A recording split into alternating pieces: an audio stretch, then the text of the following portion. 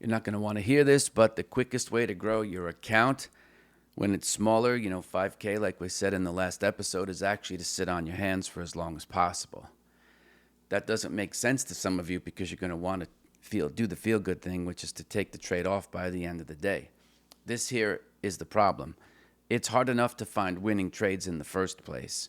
So many of you are doing so much blue collar work around your trading in that you have to go out and reinvent yourself every morning. One of the things that I took advantage of was moves that were not going to end in one day, right? So that meant, how could I feel comfortable taking the risk home overnight over the weekend? It's not something that necessarily comes easy, because until you've actually done it, you find that you have unrealistic goals, you have an unrealistic understanding of the nature of risk. Some of you make up in your mind that only bad things can happen overnight, and that isn't the case.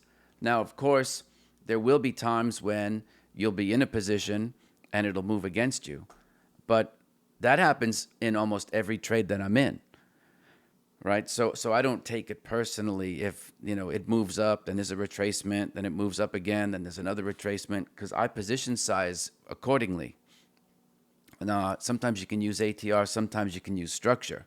But when I go back, and I was just rewatching the live stream myself that I did, which you can see on the YouTube channel if you go to the live tab and click it and rewatch it. I could relive a lot of those trades very, very vividly. But despite from getting stopped out from time to time, the majority of the time when things really start to move, you're already in the winning trade. And so I took advantage of that, and I literally was thinking the other day, like, I made more money than I actually should have because of the nature of how market moves unfold. This also ties in nicely to those of you who are working, 9 to 5 jobs, or you have a career of some sort and you can't find your the right amount of time. I know someone wrote in about algo trading, but to me, that's like more related to high frequency trading, in that you're having the computer do everything. Most people want to try to figure it out like it's a crossword. So I don't really think I have that big of an audience, or folks who want to kind of do the algo thing. They feel more self-actualized looking at charts, trying to figure out that way using their ingenuity. Doesn't mean it's better or worse. It's just a different style of doing it. So if you're in that spot and you are trying to grow your money, the best thing you might consider doing is trading smaller and learn how to stay in those positions for longer periods of time. Right? You saw that with NVIDIA, right? I know some of you might be trading the indices because they're smaller and you're afforded lower margin and all this and that. But, you have to get out of that mindset that buying 5 or 10 shares of a high quality stock isn't going to manage or mean anything to you, because, my goodness, you know, the NVIDIA trade was worth several $100s, per share.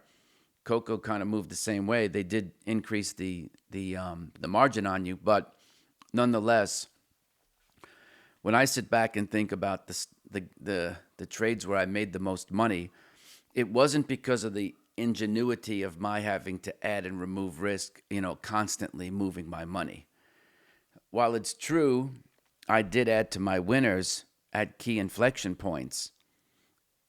The money that I would have made on my first risk unit, though, was still more than enough to pay the bills and then some.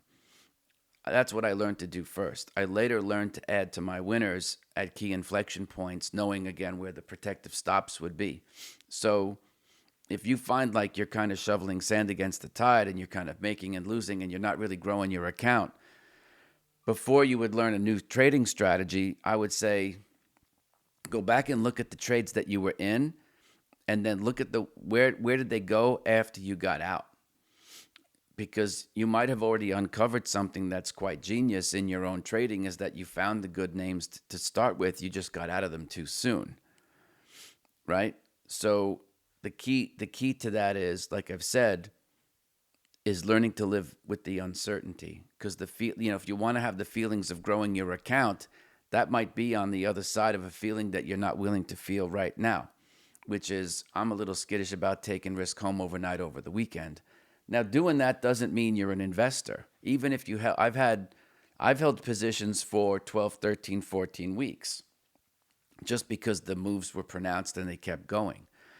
It doesn't always happen, of course, and it's not going to happen every trade. I know that's what you're thinking, but that's a truism. Of course, that's not going to be the case.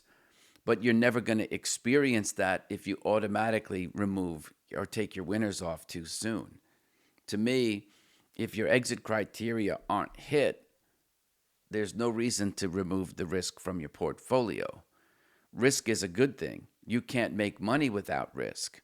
You don't want too much of it, but if you look at the volatility and or the structure, you could always price that risk accordingly and build your position size and learn to take a smaller piece home over the weekend so that you can get used to it. Then once you get used to it, you can increase the size. Anyway, that's the way I did it. If you want to like this video, check this one here.